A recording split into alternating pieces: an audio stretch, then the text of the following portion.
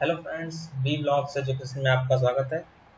आज हम बात करेंगे हाउ टू राइट बिब्लियोग्राफी। यहाँ पे स्टूडेंट्स के लिए सबसे बड़ी दिक्कत तब आती है जब उनको बिब्लियोग्राफी या रेफरेंस लिखने पड़ते हैं। यहाँ पे मैं दोनों की बात कर रहा हूँ, बिब्लियोग्राफी और रेफरेंस। दोनों को लिखने का तरीका सेम है, दोनों के लिए फॉर्मेट सेम है, बट जो उनके बीच में डिफरेंस है उसको मैं आपको वीडियो के आखिरी में बताऊंगा कि बिब्लियोग्राफी और रेफरेंस के बीच में क्या डिफरेंस है।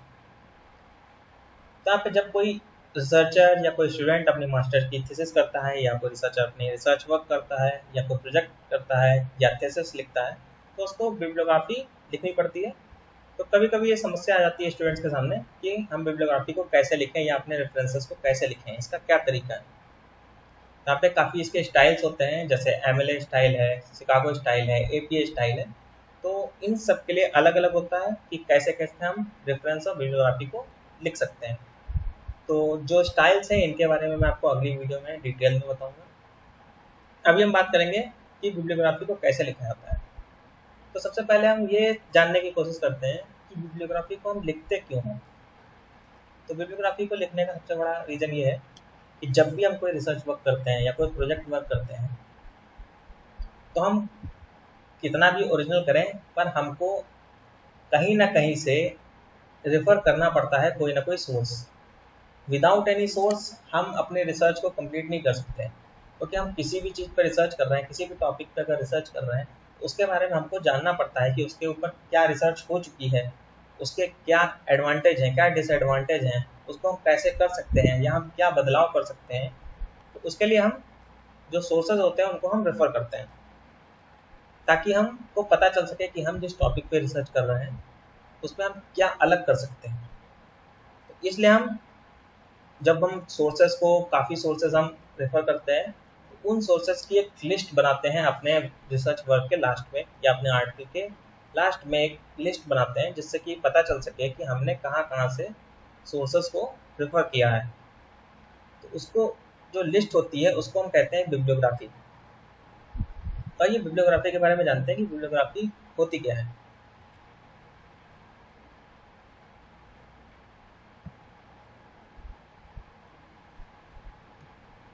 तो बिब्लियोग्राफी क्या है? Bibliography is a list of all the sources which is used in your project, dissertation and thesis etc. तो यहाँ पे बिब्लियोग्राफी क्या होती है? एक लिस्ट होती है जो ऑल द सोर्सेज, जितने भी आपने सोर्सेज अपने रिसर्च वर्क में यूज़ किए हैं। जब आप लिटरेचर रिव्यू करते हैं तब आप बहुत सारे सोर्सेज को, बुक्स होते हैं, जर्नल्स होते हैं, इंटरनेट से आप कोई वेबसाइट होती है, आप तरह तरह के सोर्सेज को रेफर करते हैं, तरह तरह के सोर्सेज को आप यूज़ करते हैं, वहाँ से आप इंफॉर्मेशन लेते हैं अपने वर्क के लिए। तो उसकी एक लिस्ट होती है कि आपने कितने सोर्सेज को रेफर किया। उसकी जो फुल लिस्ट होती है, यानी जो टोटल लिस्ट होती है उसकी, जिसमें आपके सारे सोर्सेज मेंशन होते हैं, उसको हम बिब्लियोग्राफी कहते हैं। यहाँ पे अभी रेफरेंस की बात मैं नहीं कर रहा हूँ, रेफरेंस की बात मैं बाद में करूँगा कि रेफरेंस क्या होता है, बिब्लियोग्राफी क्या होता है, दोनों क्या डिफरेंस है। अभी मैं बिब्लियोग्राफी की बात कर रहा हूँ कि आपने सोर्स लिए हैं, जितने भी आपने सोर्स लिए, आपने 100 सोर्सेज लिए हैं, 150 लिए हैं, 200 लिए हैं, 50 लिए हैं, आपने जितने भी सोर्सेज लिए हैं, जितने भी नंबर ऑफ सोर्सेज हैं, आपको सबको मेंशन करना पड़ेगा आपकी बिब्लियोग्राफी लिस्ट में। जो बिब्लियोग्राफी आप बनाते हैं उस लिस्ट में आपको सारे सोर्सेज को मेंशन करना पड़ेगा। तो यहाँ पे जो लास्ट लाइन है जिसको देख रहे हैं, वेदर रेफरेंस्ड और नॉट, ये सबसे ज़्यादा इंपॉर्टेंट लाइन है, इसको ध्यान रखिएगा। इसको आपने ध्यान रखा तो आपको बिब्लियोग्राफी और रेफरेंस में अंतर पता करना या आपको अंतर जानना बिल्कुल भी कठिन नहीं लगेगा। तो इस लाइन को आप ध्यान से देखिएगा। इसमें लिखा है कि वेदर रेफरेंस्ड और नॉट। जैसे कि मैंने कहा कि आपने अपने रिसर्च वर्क के लिए 50 सोर्सेस आपने लिए, 100 लिए, 150 लिए, 200 लिए, आपने जितने लिए, आप टोटल को बिब्लियोग्राफी लिस्ट में रखते हैं। पर वहाँ पे ये फर्क नहीं पड़ता है कि आपने उन सोर्सेस से कुछ कोई इंफॉर्मेशन अपने वर्क में डायरेक्टली या इनडायरेक्टली साइट की हो। आपने कोई भी इंफॉर्मेशन से साइट की हो या ना की हो, वो आपके ऑल द सोर्सेस आपके बिब्लियोग्राफी में आएंगे। तो आप समझ रहे होंगे, यहाँ पे वो इम्पोर्टेंट नहीं है कि आपने 100 सोर्सेज अगर आपने रेफर किए हैं तो आप 100 सोर्सेज से कुछ ना कुछ डायरेक्टली आपने कोड्स उठाए या कोई डेफिनेशन उठाई है तो आपने डायरेक्टली अपने वर्क में साइट की हो। या मेंशन की हो अपने वर्क में, ये कंपलसरी नहीं है।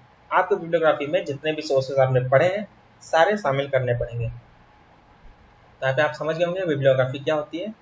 एक लिस्ट होती है, इसमें सारे सोर्सेज होते हैं जिनको आपने कंसल्ट किया या आपने जिनको पढ़ा है अपने रिसर्च के रिलेटेड, रिसर्च से रिलेटेड पढ़ा है, तो आपको उनको बिब्लियोग्राफी में शामिल करना पड़ेगा। तो यहाँ पे हम आप बात करते हैं कि बिब्लियोग्राफी को लिखा कैसे जाता है। क्योंकि बिब्लियोग्राफी क्या है कि आप जब अपना कोई रिसर्च वर्क करते हैं तो आप कभी बुक से रेफर करते हैं, कोई बुक रेफर करते हैं, कोई आप जर्नल रेफर करते हैं, कोई आर्टिकल रिसर्च पेपर रेफर करते हैं, या आप कोई मैगजीन रेफर कर सकते हैं, या आप कोई वेबसाइट रेफर कर सकते हैं। क्योंकि आजकल तो वेबसाइट भी लोग रेफर करते हैं, वेबसाइट से कोई इन्फॉर्मेशन उन्होंने उठाई या पढ़ी उसके बारे में, अपने रिसर्च के बारे में, क्योंकि आजकल ऑनलाइन आपको सारा डाटा अवेलेबल है। क्योंकि ये डिजिटल एरा में हम लोग हैं, तो यहाँ पे आपको ऑनलाइन सारा डेटा अवेलेबल रहता है। पर मैक्सिमम लोग बुक्स पे ज़्यादा डिपेंडेंट होते हैं। तो हम सबसे पहले बात करेंगे बुक्स की, कि जो बुक्स होती हैं उनका क्या फॉर्मेट होता है बिब्लियोग्राफी लिखने का।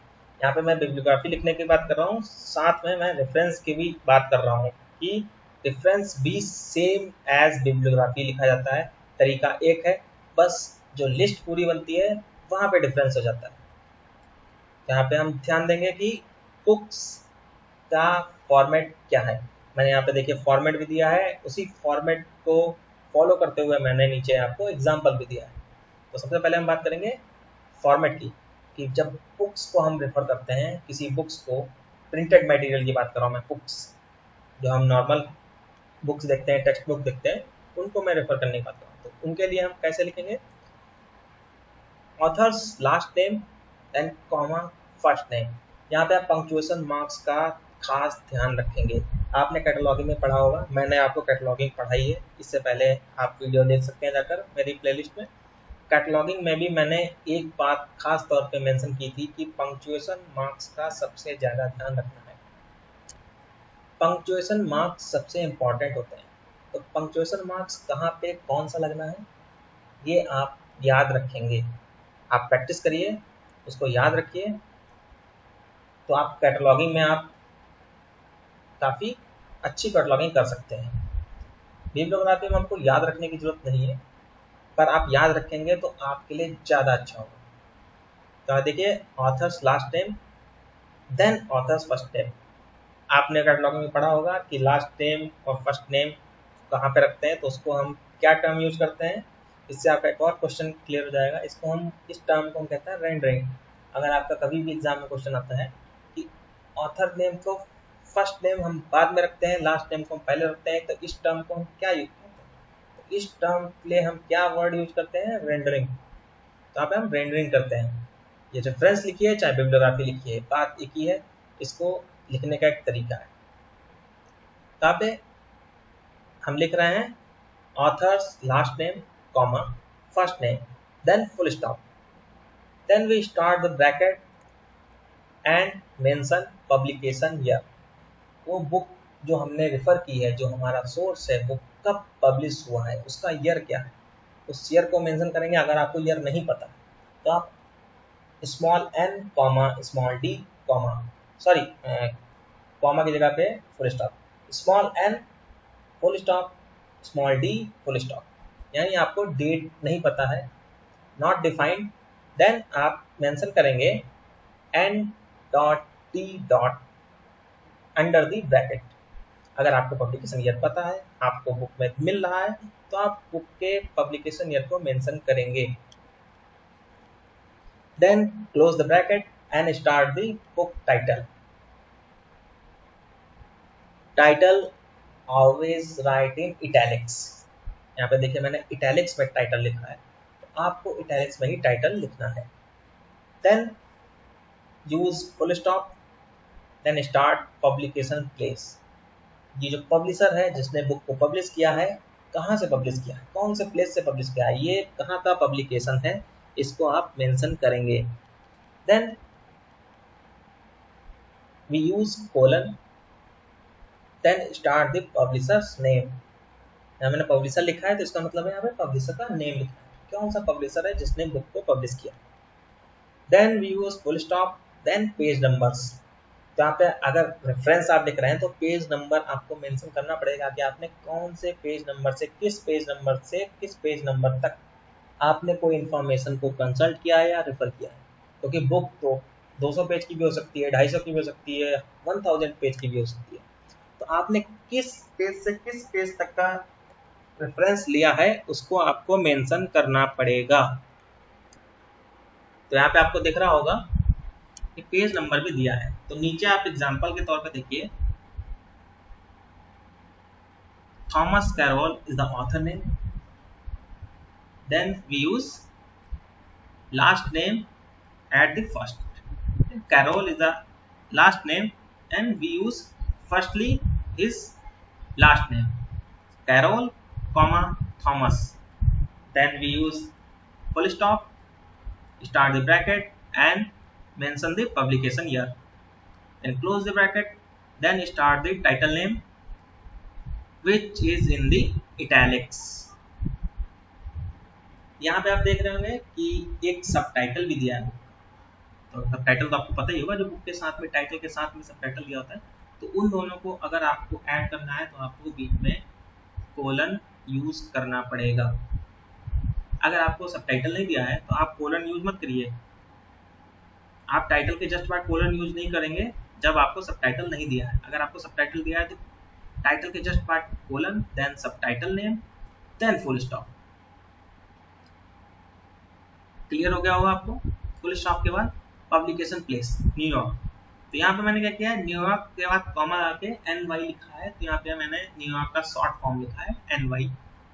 मेंशन करना चाहें आप तो कर सकते हैं, नहीं करना चाहें तो कोई कंपलसरी नहीं है। अब उसके बाद कोलन का यूज करके पब्लिशर नेम लिख सकते हैं, जैसे John Wiley and sons. Publisher name, after the publisher name we use full stop, then PP for page numbers, then page range, यानी किस पेज से किस पेज तक आपने रेफर किया है सोर्स को, उसको आपको मेंशन करना पड़ेगा। Then lastly we use full stop. यहाँ पे बुक्स का कवर हो गया है कि बुक्स को किस फॉर्मेट में लिखते हैं, आप देख सकते हैं। आप इसका स्क्रीनशॉट ले लीजिएगा ताकि आपके पास एक हो जाए कि आपको कभी लिखना पड़े तो आपको इधर उधर कभी छानना ना पड़े, आपको वेबसाइट ना छाननी पड़े कि कैसे बिब्लियोग्राफी लिखी जाती है। आप यहाँ पे इसका स्क्रीनशॉट ले सकते हैं। इसी फॉर्मेट में आप देख सकते हैं, आपको फॉर्मेट दे दिया गया है। कभी कभी आप एग्जाम्पल से नहीं समझ पाते हैं तो आपको मैं फॉर्मेट मैंने दिया है, इस फॉर्मेट से आप इजीली समझ सकते हैं।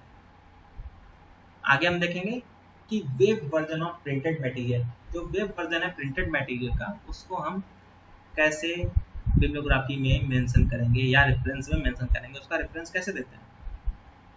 या अगर कोई प्रिंटेड मटेरियल है उसका वेब वर्जन आपने वेबसाइट से उठाया है तो उसको हम रेफरेंस कैसे देंगे, कैसे साइट करेंगे या कैसे उसका रेफरेंस देंगे। Here we start from author's last name, comma first name, same as previous. Then full stop, start the bracket and date of internet publication.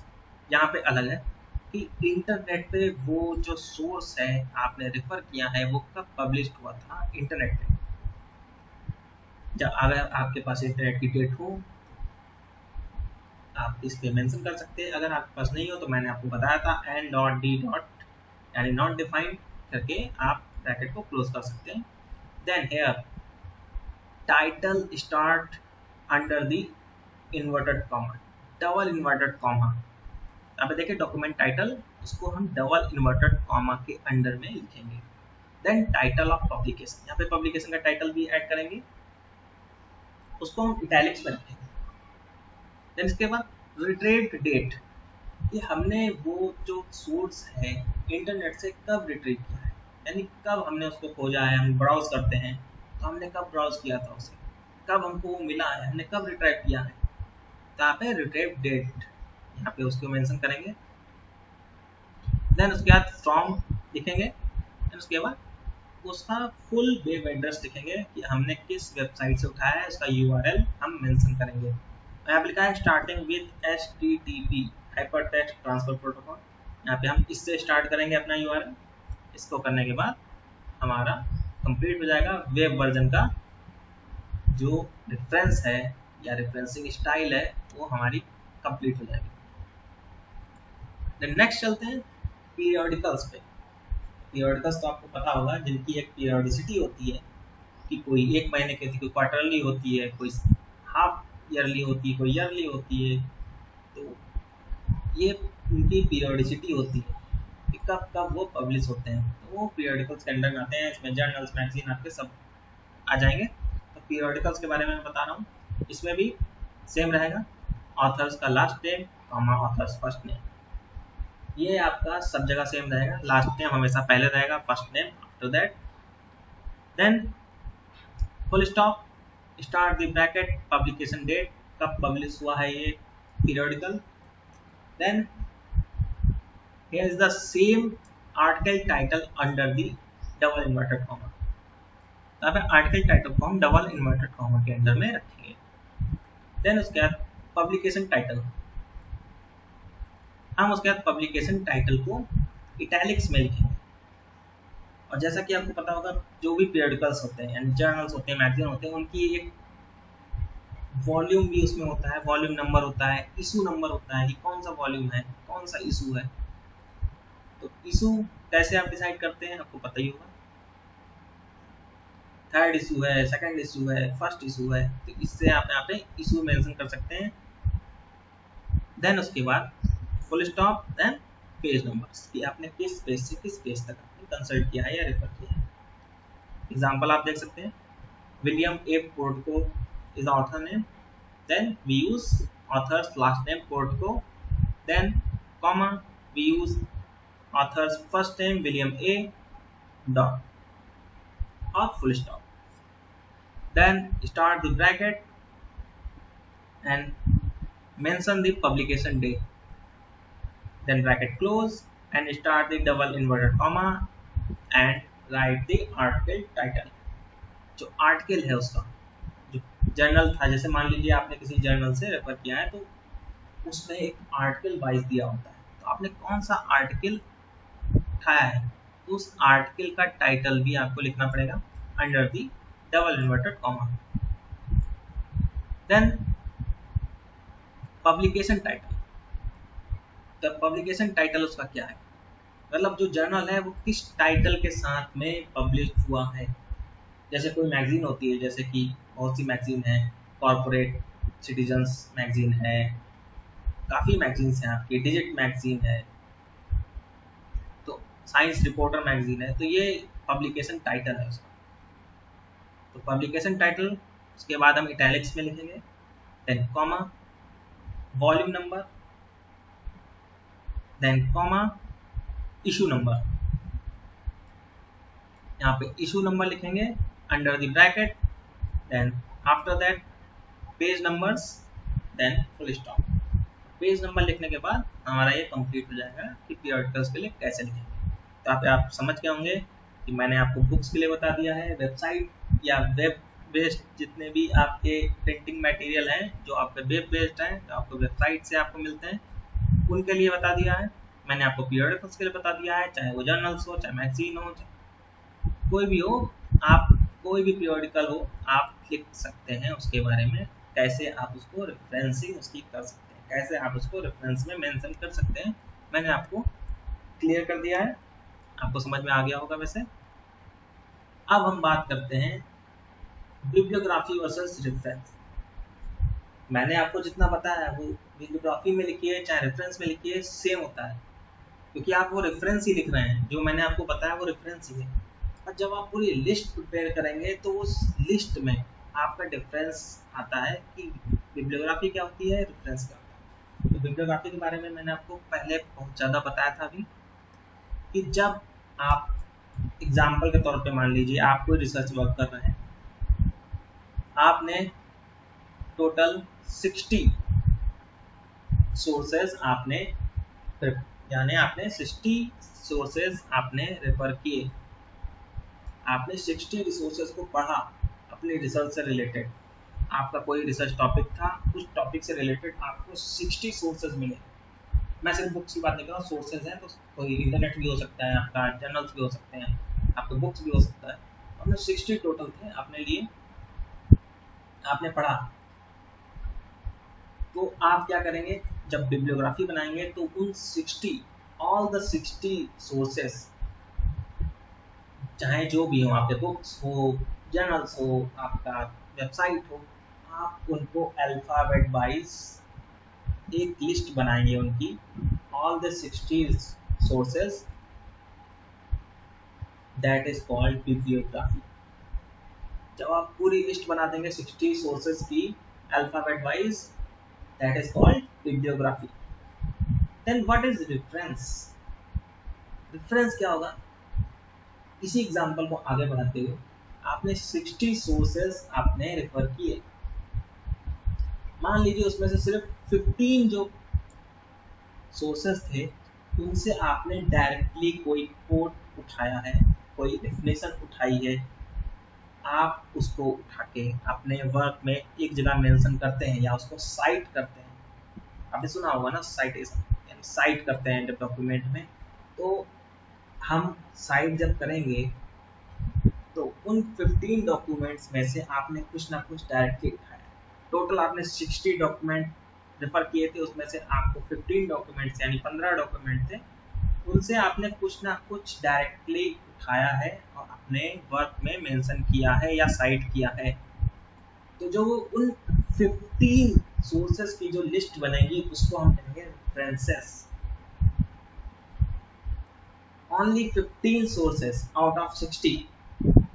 The list of only 15 sources out of 60 according to example is called reference। तो आपको समझ गए होंगे, आपने total 60 document लिए, उनको source, आपने sources जो थे आपके 60 थे, नंबर ऑफ जो सोर्सेस थे वो 60 या 60 थे, आपने उनकी पूरी लिस्ट बनाई 60 की, तो वो हो गई बिब्लियोग्राफी। भले आपने उनसे कुछ लिया हो या ना लिया हो, डायरेक्टली इनडायरेक्टली कुछ भी, वो आपकी बिब्लियोग्राफी के अंडर में आएगा। उन 60 में से जो 15 डॉक्यूमेंट थे जिनसे आपने कुछ ना कुछ डायरेक्टली कोड्स कुछ भी उठा के आपने अपने वर्क में मेंशन किया है या साइट किया है, जो उन 15 डॉक्यूमेंट्स की लिस्ट होगी वो कहलाएगी रेफरेंस। सो क्लियर हो गया होगा आपको कि what is the difference between bibliography and references. अब हमारी बात आती है साइट एंड की। जब आप किसी के काम को अपने काम में मेंशन करते हैं तो आपको उसको क्रेडिट देना पड़ता है, नहीं तो कॉपीराइट का इशू हो सकता है, प्लेगरिज्म में आपका वर्क फंस सकता है। इसलिए आप उस वर्क को अपने में साइट कर देते हैं, आप डिटेल दे सकते हैं, उसमें आप डिटेल देते हैं कि हाँ हमने साइट किया है, आप उसको रेफरेंस में मेंशन कर देते हैं कि ये हमने यहाँ से इस सोर्स से उठाया है। आपने उस ओरिजिनल ऑथर को आपने क्रेडिट दे दिया, आपका वर्क प्लेगरिज्म में नहीं आया, इसलिए हम रेफरेंस लिखते हैं। तो रेफरेंस इसलिए लिखते हैं कि आपने कौन कौन से डॉक्यूमेंट रेफर किए। अब बिब्लियोग्राफी इसलिए लिखते हैं कि all the documents you consult whenever you referenced or not, then it is called bibliography। तो आपको क्लियर होगा? तो मैं समझ रहा हूँ कि आपको ये क्लियर हो गया होगा कि बिब्लियोग्राफी और रेफरेंस में क्या डिफरेंस है। तो आज के लिए इतना ही। अगर आपको वीडियो अच्छी लगे तो लाइक करिएगा, शेयर करिएगा और चैनल को सब्सक्राइब करिएगा। Thank you so much.